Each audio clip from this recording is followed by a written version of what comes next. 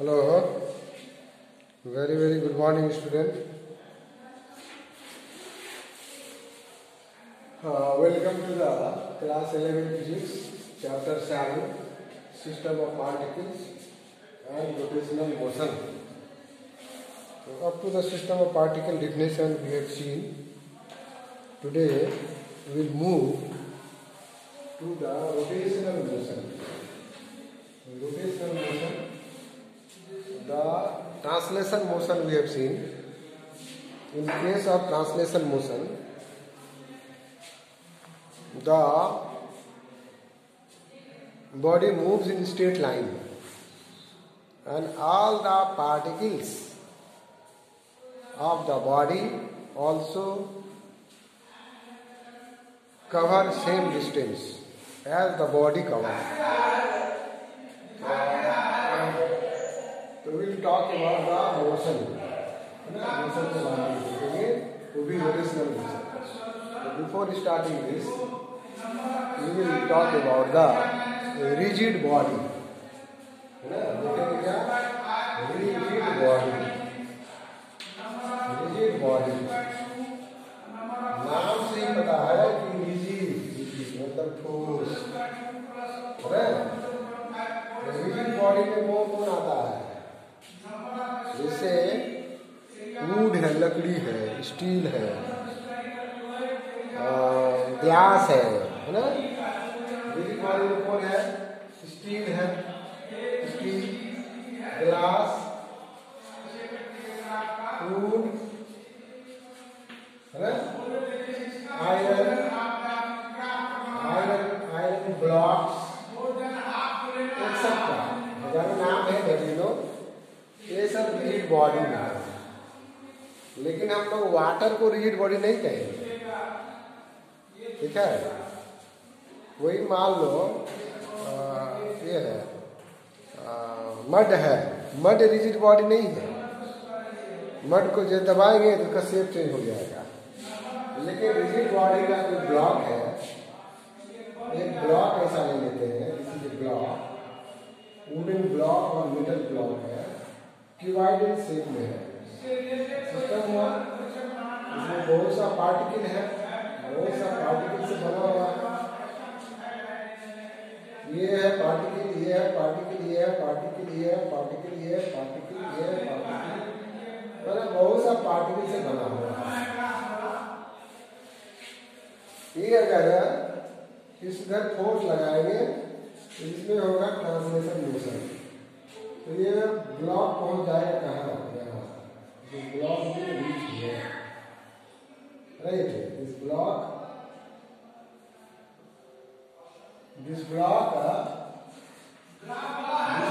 will reach here. ये यहाँ पहुंच जाएगा, right? इसे पहुंच जाएगा यहाँ. इसका ये वाला पार्टिकल यहाँ आ जाएगा, ये वाला पार्टिकल यहाँ चले जाएगा. अरे बॉडी जितना डिस्प्लेसमेंट ट्रैवल करेगा, यहाँ से यहाँ इतना डिस्प्लेसमेंट गया, तो इसका हर एक पार्टिकल उतना ही डिस्प्लेसमेंट जाएगा. It will cover equal distance. और इसको अगर हम लोग दबाएंगे तो पार्टिकल के बीच का जो डिस्टेंस है वो सेम रहेगा, तभी इसको रिजिड बॉडी कहेंगे, है ना? इसको दबाए और दब करके ये डिस्टेंस घट गया तो रिजिड नहीं हुआ. ये केस स्प्रिंग में नहीं होता है. In case of spring this is not there. Spring को दबाएंगे तो यहाँ का पार्टिकल का डिस्टेंस घट जाएगा, दब करके यह ऐसे ऐसे हो जाएगा, है ना? This is not rigid body. ये रिजिड बॉडी नहीं है. तो लेकिन इसको दबाएंगे तो डिस्टेंस बिटवीन ये रह जाएगा. तो इसको हम लोग डिफाइन कैसे करेंगे रिजिड बॉडी को? ये बॉडी रिजिड बॉडी, ये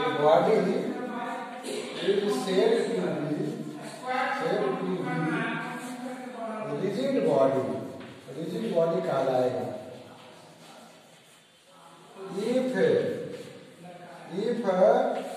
it does not undergoes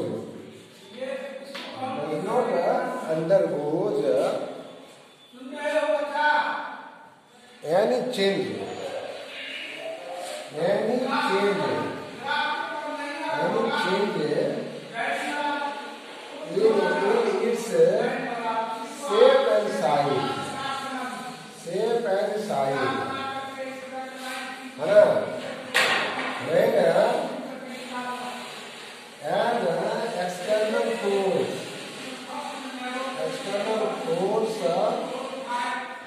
acts on it,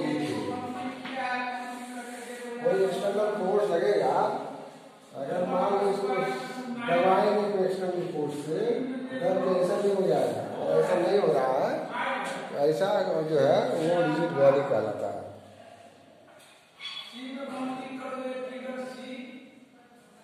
और दूसरा क्या है, द ओरिएंटेशन और distribution of the particles of the body, जिस पार्टिकल से बॉडी बना है never changes, and the orientation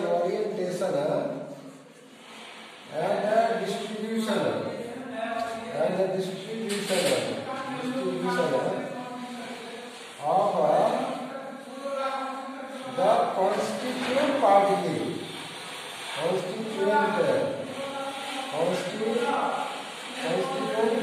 जिस पार्टिकल से बना है ना, नेवर चेंज या डज नॉट चेंज,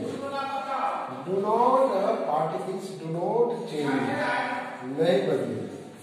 लेकिन वही जो है वो वाटर होगा, लिक्विड होगा, या ये ले लेंगे हम लोग इसका मान लो एक मड का गोला है, किसका गोला है, ये मड का, इसको दबाएंगे तो ये दर्द करके क्या होगा, ऐसा होगा,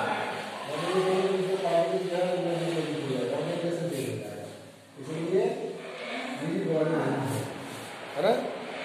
लेकिन आइडियल रिजिड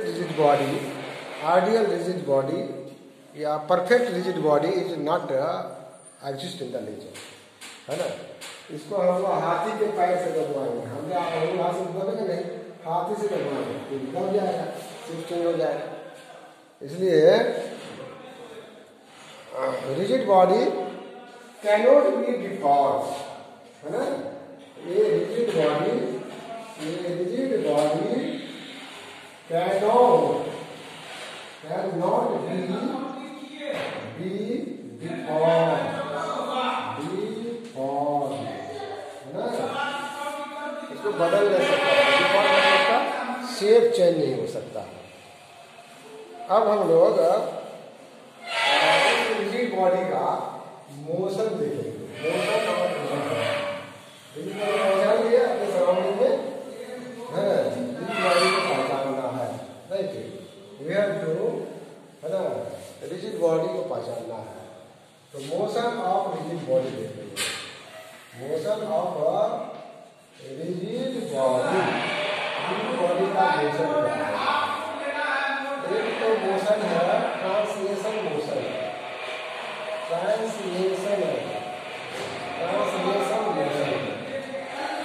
ट्रांसलेशन को रेक्टिलिनियर भी कहते हैं, रेक्टिलिनियर मोशन भी कहते हैं, रेक्टिलिनियर मोशन भी नाम दिया। रेक्टिलिनियर मोशन में होता क्या है, एग्जाम्पल ले लेते हैं। एक यहाँ रॉड रखा हुआ है, जैसे रॉड है, ये जो है ऐसा पार्टिकल से बना हुआ है, वैसा है, इसका इसमें सेंटर ऑफ मास बना लेते हैं, इसको फोर्स लगाएंगे, ये पहुंच जाएगा यहाँ, इसमें कहीं फोर्स है, ये पार्टिकल चल के यहाँ आ गया, ये पार्टिकल चल के यहाँ आ गया, सेंटर ऑफ मास चल के यहाँ आ गया, ठीक है। ये सेंटर ऑफ मास कितना डिस्टेंस कवर किया, उसी तरह से P1 पार्टिकल भी कितना डिस्टेंस कवर करेगा, सेम डिस्टेंस कवर करेगा। मोशन करेगा तो पार्टिकल आगे पीछे नहीं होगा, तो ये ऐसा बॉडी है, ये है रिजिड बॉडी। ये वाला पार्टिकल भी कितना डिस्टेंस कवर करेगा, सेम डिस्टेंस कवर करेगा, है, equal distance cover. This is called translation motion of rigid body. the constant particle will cover equal distance in equal interval of time in case of rigid body, right? But we have to see this fact. हम लोगों को ये वाला fact देखना है ना, ये rotational motion of rigid body. We have to see the rotational motion of a rigid body.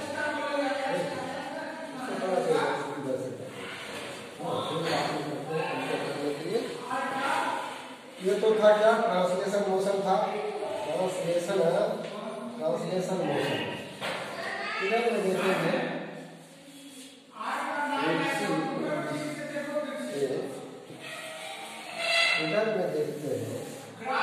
Rotational motion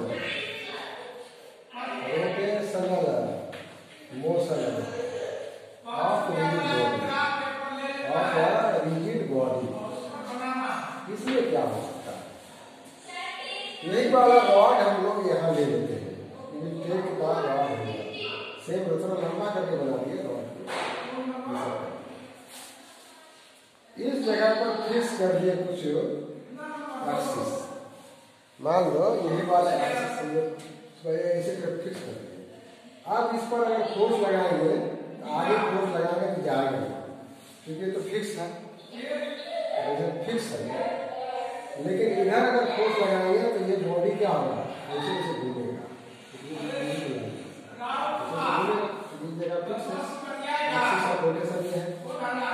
ये रॉड जो है चल करके मान लो यहाँ पहुँच गया यहाँ, इसको जो है इस तरह लोग करते हैं,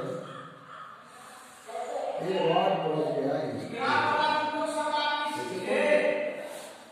ठीक है, राइट। तो यहाँ वाला पार्टिकल अब पहुँच गया कहाँ, यहाँ वाला पार्टिकल कहाँ पहुँच गया, यहाँ, और यहाँ वाला पार्टिकल कहाँ पहुँच गया, यहाँ पहुँच गया। ये सारा पार्टिकल कैसा पाथ फॉलो करेगा,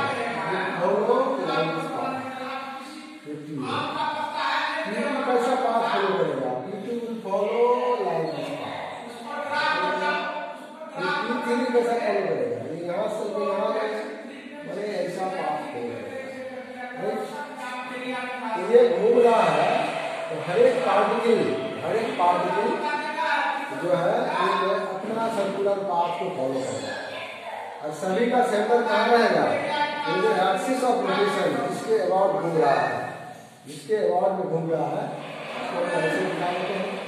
जेड एक्सिस, इसको इधर कर देंगे, ये हो गया वाई एक्सिस, और इसको इधर कर देंगे, ये हो गया।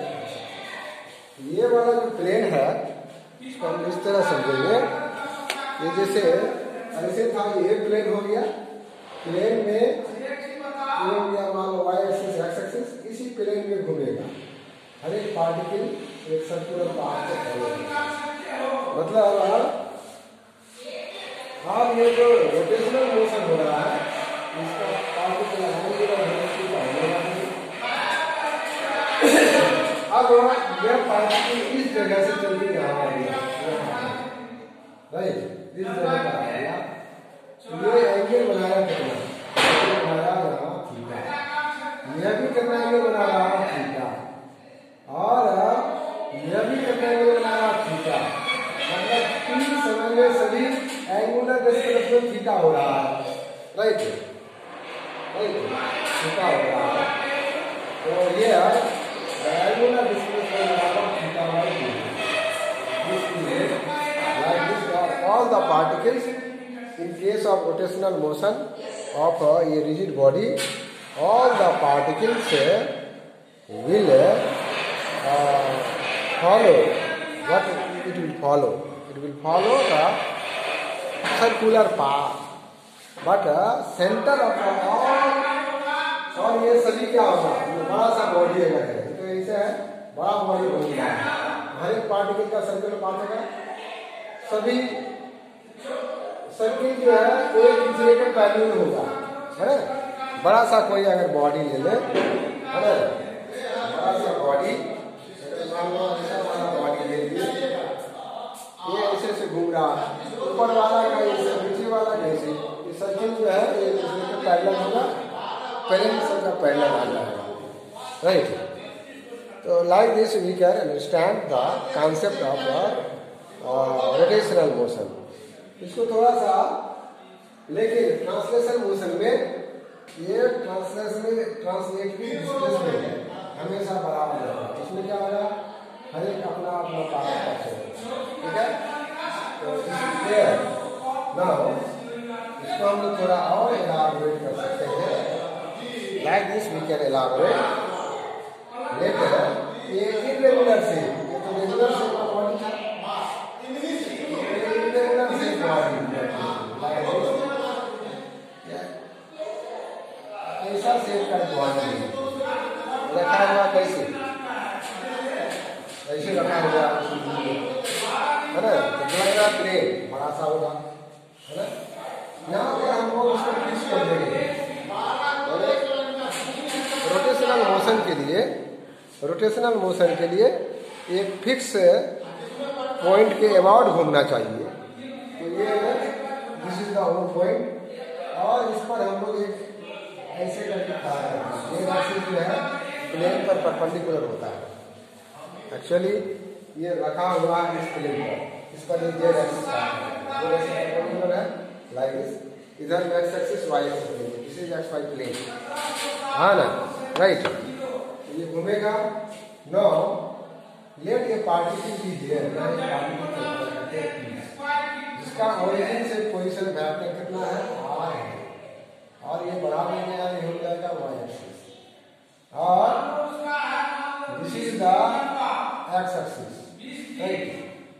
अब ये पार्टिकल को घुमाएंगे, यहाँ से फोर्स लगाएंगे तो ये घूमेगा ऐसे, ये फिक्स है।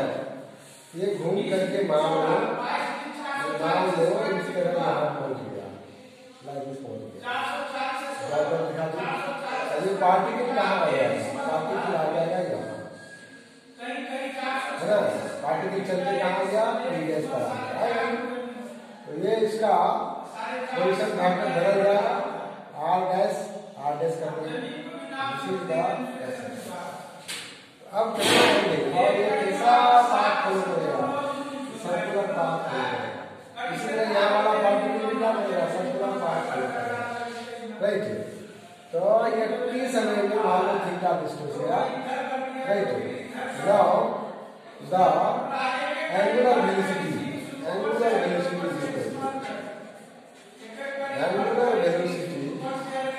ओमेगा बराबर कितना रहेगा, थीटा बाई, इसका यूनिट हो जाएगा रेडियन पर सेकंड। तो ऑल द सर्कुलर पाथ ये पहले सीधा पूछा, तो आज करके लिखना है, राइट। तो there is a difference between translation motion and rotational motion. Translation motion में सारा पार्टिकल इक्वल डिस्टेंस ट्रैवल करेगा अलोंग लीनियर इन डायरेक्शन, लेकिन रोटेशनल मोशन में हर एक पार्टिकल अपना अपना पाथ, सर्कुलर पाथ ट्रैवल करेगा। वो डिपेंड करेगा उसका रेडियस सर्कुलर पाथ का from the distance from the axis of rotation.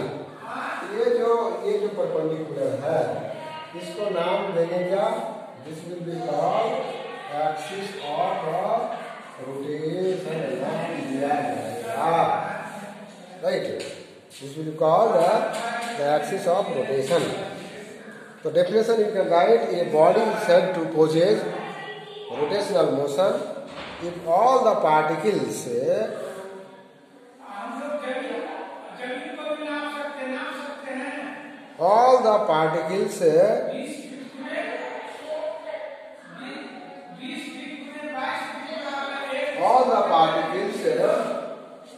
what follow a circular path, and the plane of the circular paths are parallel to each other, and the axis of rotation is perpendicular to the plane of the circular path, then this is called rotational motion. अब इसका जो है हम लिखेंगे the equation of motion, equation of rotational motion क्या होगा, let us see the equation of equation of rotational motion, rotational motion, rotational motion का equation है। तो पहला इक्वेशन ये है, फर्स्ट इक्वेशन है, यू सी, तो व्हेन a particle moves से यह ये सर्कुलर पाथ मूव कर रहा है, इसी तरह पॉइंट पी और ये आगे का सी बेस का थीटा यूनिट से इस तरह रोटेट कर रहा है। इस समझ में आया? तो here the angular acceleration कितना होगा? Angular acceleration अल्फा बराबर क्या लिखेंगे? d ओमेगा बाय dt, क्योंकि हम लोग को जानते हैं लीनियर एक्सेलरेशन में this is the dv by dt, ठीक है? Now you can write this one, this d omega बराबर अल्फा dt, ऐसा लिखेंगे। अब देखो, मान लो इनिशियली मतलब एट टाइम बराबर 0, ओमेगा बराबर ओमेगा नॉट, मतलब इनिशियल वेलोसिटी है, इनिशियल एंगुलर वेलोसिटी है। टाइम पीरियड क्या हो गया? t हो गया, तो ये हो गया ओमेगा, मतलब हो गया final angular velocity, angular velocity हो जाएगा। इंटीग्रेट करेंगे, इंटीग्रेट करना है d omega integrate alpha dt कर देंगे, लिमिट क्या करेंगे? इनिशियल वेलोसिटी से बना और टाइम 0 to t हो जाएगा। इसको सॉल्व करो, ओमेगा का इंटीग्रेशन ओमेगा और ये ओमेगा नॉट ओमेगा बराबर अल्फा कॉमन आ गया, dt का t हो गया 0 to t कर देगा, ठीक है? नाउ वी कैन राइट, ये सबसे पहले रखेंगे ओमेगा माइनस ओमेगा नॉट बराबर alpha into t minus dt, this is equal to omega बराबर omega naught plus alpha t. ये रोटेशनल मोशन का इक्वेशन ऑफ मोशन है, ठीक है? It is the equation of motion of rotational motion, right?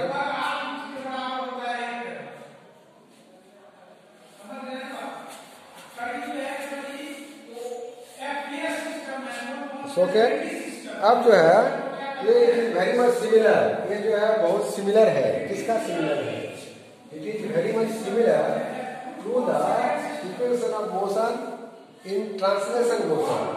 यहाँ आ गया ओमेगा बराबर omega not alpha t, right? It is very much similar